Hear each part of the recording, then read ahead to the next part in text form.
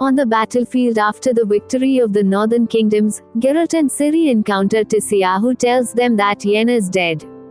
Traveling with Ciri, Geralt opts to visit his friend Nibelun and discover he has been cursed into a beast. Geralt investigates the nearby village and determines that a Bruxa, a vampire, caused the villagers to flee. He returns and sees the Bruxa drinking Nibelun's blood. Geralt fights and kills it, which lifts Nibelun's curse. Nibelun reveals he loved the Bruxa and did nothing to stop her from attacking the village. Nibelun begs Geralt to kill him, but Geralt refuses. In Aretuza, Tissia tortures Cahir for information on Nilfgaard. Fringilla has taken Yennefer captive and is heading towards Sintra, but their party is ambushed on the road. Yennefer and Fringilla are captured by Filavandrel, who takes them to elven sorceress Francesca Findabair.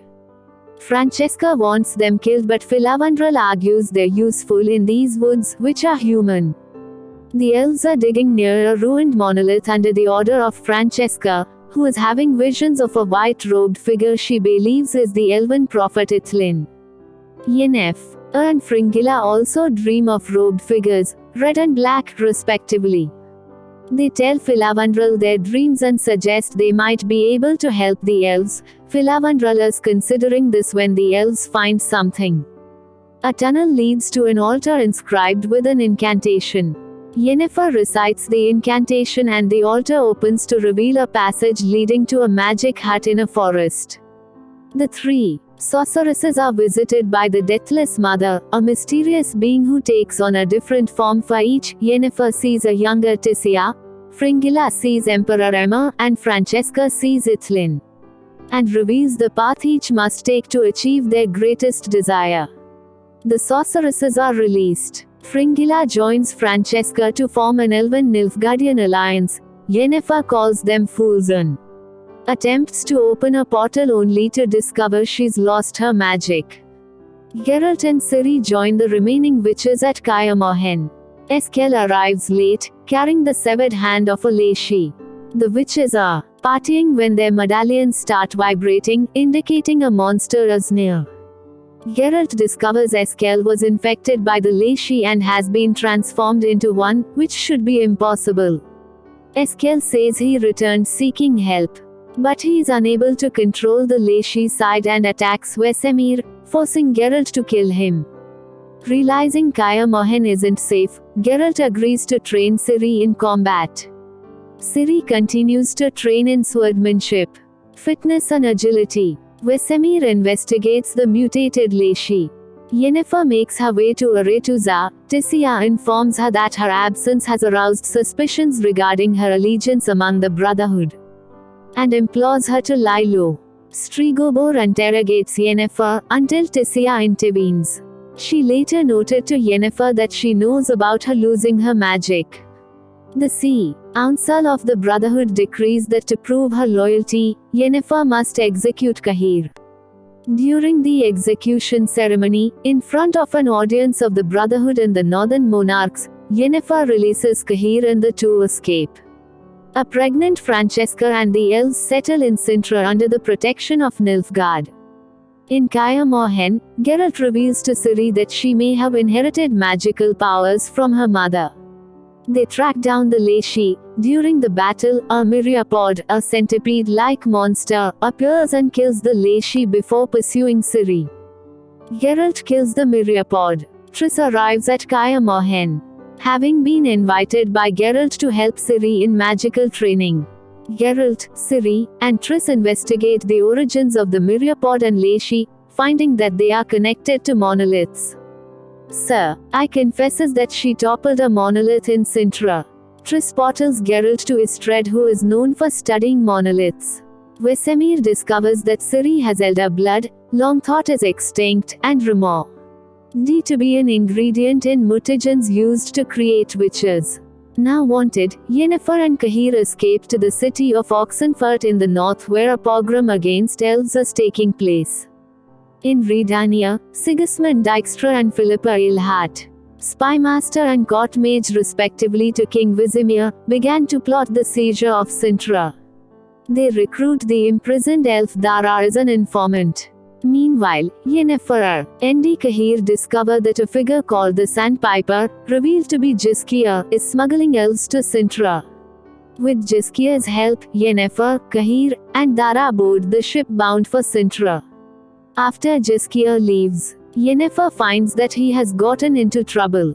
Rience, a fire mage, is freed from prison and tasked to find Ciri by the sorceress Lydia, who is serving an unknown master. Geralt and Istred travel to the fallen monolith outside Sintra. Yennefer, having disembarked from the ship, rescues Jizkia from Rience. They are then separated and captured by city guards. Wesemir reveals his plan to create new witches to Ciri. Ciri agrees, but insists on being the first candidate. Investigating the ruins of the monolith, Geralt and Istred hypothesize that the monoliths are gateways that, when activated, allow monsters to enter their world. Geralt learns from Istred that Yennefer is alive. Triss, attempting to dissuade Ciri, conducts a ritual in hopes of discovering Ciri's source of power. They uncover Ithlin's prophecy, which predicts that a child of the Elder Blood will destroy the world.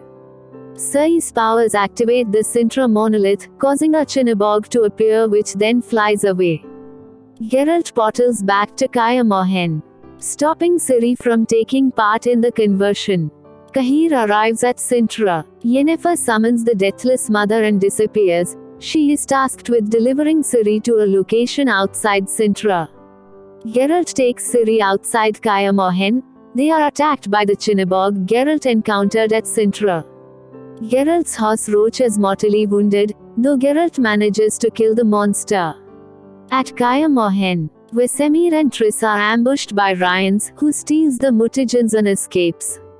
After Geralt puts Roach out of her misery, he and Ciri travel to the Temple of Meli, where Geralt hopes Ciri will learn to control her powers. They meet Yennefer when she arrives shortly after them. Francesca successfully gives birth to the first full elf born in years. Cahir reveals to Fringilla that Emmer is visiting Sintra. Istred uncovers a link between Ciri and Lara Doran, a legendary elven warrior. Yennefer tells Geralt that Jizkia is in trouble, and being pursued by the fire mage, whom Geralt deduces as looking for Ciri. Rience appears at the temple with the Michelet brothers.